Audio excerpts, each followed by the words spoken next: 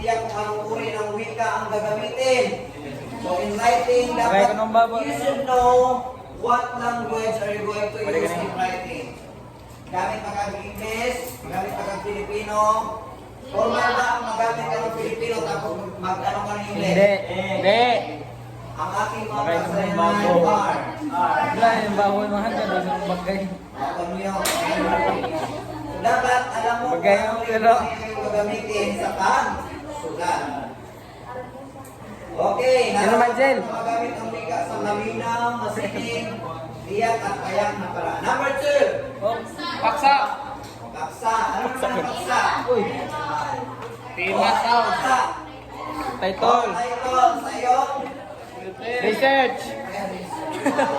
Writing. Not only research. Research is just A number. a type of writing.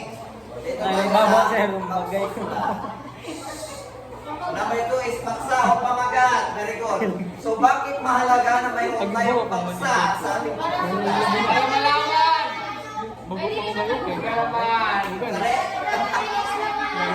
Bilang ang jinggo sa mga. Ay, sir.